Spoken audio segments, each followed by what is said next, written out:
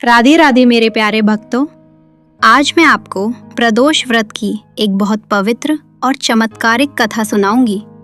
इस दिव्य कहानी को अंत तक पूरे विश्वास से सुनिए, क्योंकि इसमें भोलेनाथ शिवजी का आशीर्वाद छुपा है जो आपके जीवन को बदल देगा।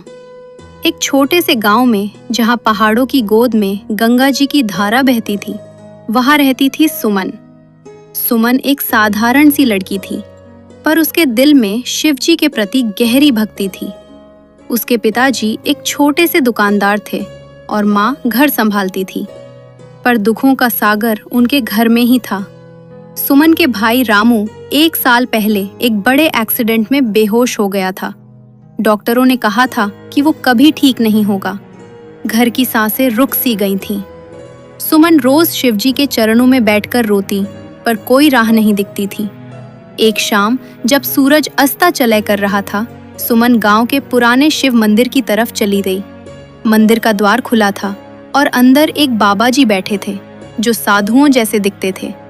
उन्होंने सुमन को देखा और मुस्कुराए। बेटा, क्या बात है, तेरा चेहरा उदास क्यों है?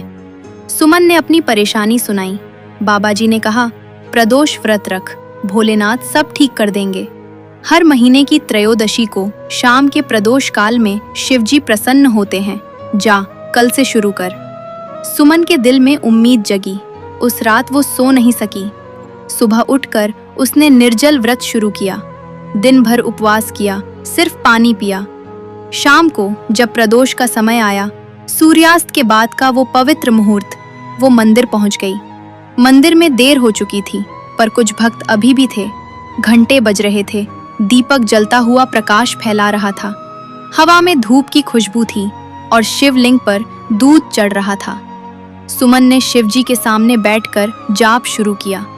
ओम नमः शिवाय। उसकी आवाज में इतना प्यार था कि मंदिर की दीवारें भी गूंज उठीं। दूसरे भक्त भी उसके साथ जाप करने लगे। शाम गहरी हुई, चांदनी निकली और प्रदोष काल पूरा हुआ।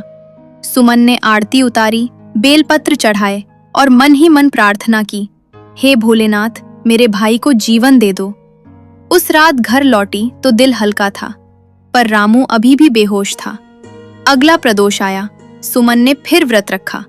इस बार मंदिर में और ज्यादा भीड़ थी। देवताओं की मूर्तियां चमक रही थीं। पुजारी जी बिल्कुल शिवलिंग पर फूल बरसा रहे थे। सुमन ने देखा कि एक बूढ़ी अम्मा रोज आती थी, हाथ जोड़कर रोती हुई। उसने पूछा, अम्मा, आपकी क्या मनौती है? अम्मा ने कहा, बेटा, मेरा बेटा जेल में है, गलत साथियों के चक्कर में पड़ गया। प्रदोष व्रत से शिवजी ने उसे माफ कर दिया। सुमन का विश्वास बढ़ा। इस प्रदोष में जब जाप चल रहा था, अचानक मंदिर के द्वार पर बिजली चमकी। सब भक्त रुक गए। एक सफेद कपड़े पहने साधु अंदर आए, जिनका चेहरा प्रकाश से चमक रहा था।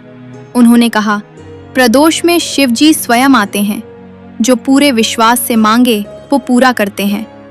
सुमन ने उनको प्रणाम किया। साधु ने उसके माथे पर हाथ रखा और चले गए। उस रात रामू के चेहरे पर हल्की सी हंसी आई, पहली बार। महीने बदलते गए। सुमन का व्रत जारी रहा। हर प्रदोष शाम मंदिर एक स्वर्ग बन जाता। घंटियों की धुन, मंत्रों की गूंज, दीपकों का झिलमिल, भक्तों के आंसू भरे मुख। सुमन की जिंदगी में छोटी छोटी बदलाव आने लगे। घर की दुकान पर ग्राहक बढ़ गए, पिताजी की सेहत सुधर गई, पर रामू अभी पूरा ठीक नहीं हुआ था। सुमन रोती, शिवजी, थोड़ा और विश्वास बढ़ाओ। एक प्रदोष की रात जब बारिश हो रही थी, मंदिर में सिर्फ सुमन अकेली थी। पुजारी जी चले गए थे। वो शिवलिंग के पास बैठी गा रही थी, शिव तांडव स्तोत्रम। अचानक लिंग पर पानी की बूंदें गिरने लगी, पर बारिश तो बाहर थी। सुमन ने देखा, लिंग से दूध की धारा निकल रही थी। वो चमत्कारी दृश्य था। उसकी आंखों से आंसू बहने लगे। हे महादेव, आप सुन रहे हो? उस रात घर पहुंची तो रामू ने आंखें खोली। दीदी, मुझे शिवजी दिखे। उन्होंने कहा, उठ जा। पूरा गांव हैरान। डॉक्टर आए, सब कहने लगे ये शिवजी का चमत्कार है, पर ये तो शुरुआत थी।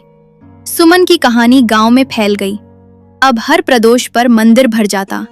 लोग आते, व्रत रखते, अपनी मन्नतें मांगते।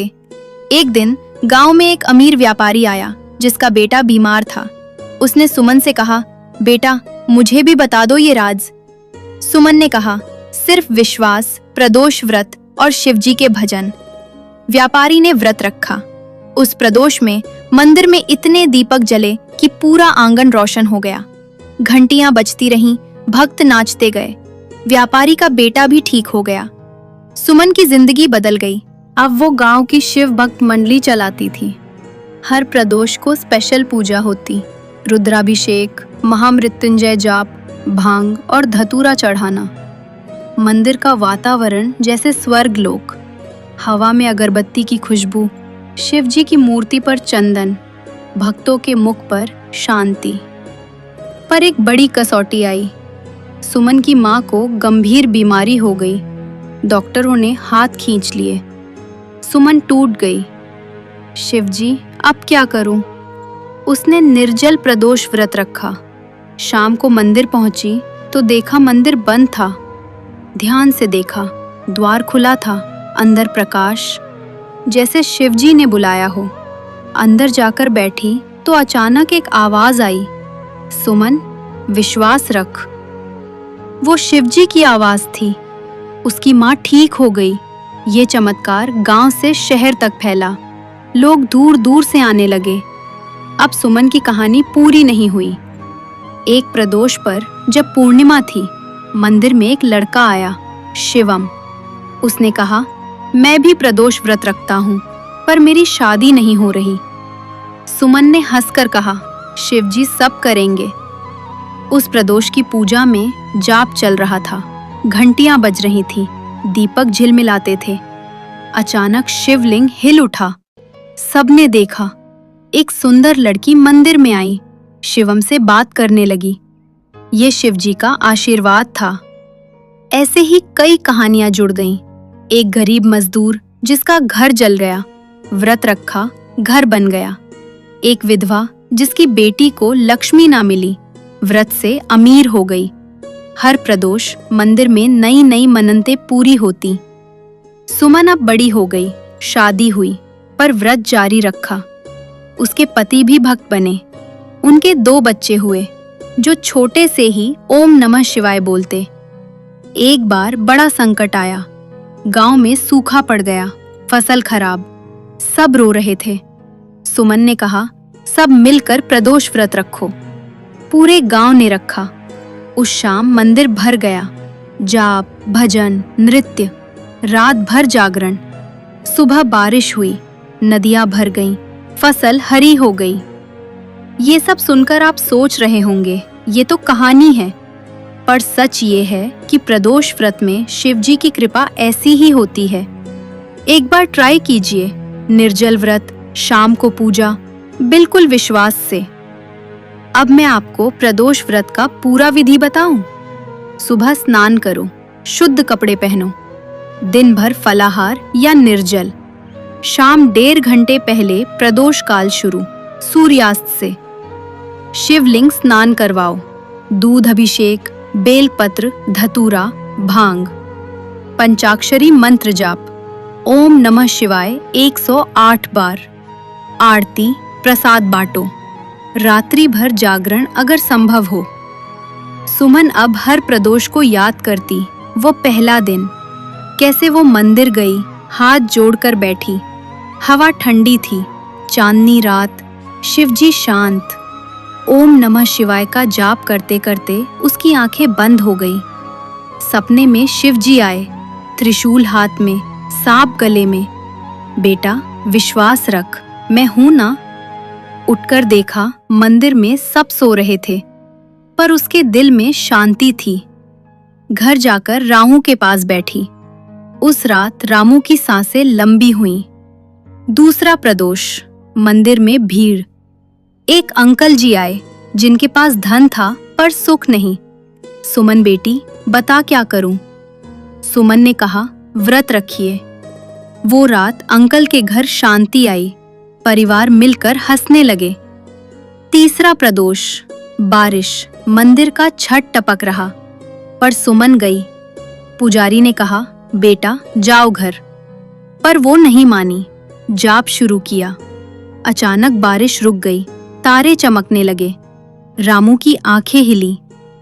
चौथा प्रदोष। गांव में मेला सा, भक्त लोग नाचते, भजन गाते। सुमन ने रुद्राक्ष माला पहनी, जाप में वो खो गई। साधु फिर आए, आशीर्वाद दिया। पांचवा प्रदोष। रामू बोला, दीदी पानी। सब हैरान। डॉक्टर आए, मिराकल बोला। छठा प्रदोष। अब रामू चल पड़ा, गांव नाचा। सातवां प्रदोष। व्यापारी का बेटा ठीक, मंदिर में धमाल। आठवां प्रदोष। सुमन की मां बीमारी, अकेली पूजा, आवाज सुनी, ठीक। नौवां प्रदोष। शिवम की शादी। 10वां प्रदोष। सूखा खत्म, बारिश।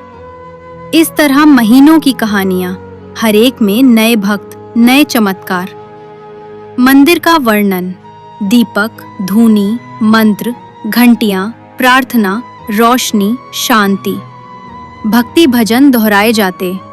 ओम नमः शिवाय, ओम नमः शिवाय। भावुक निर्माण सुमन के आंतरिक विचारों से, संदेह विश्वास में बदलते। उपकथाएं विस्तार। गरीब मजदूर की, घर जला, व्रत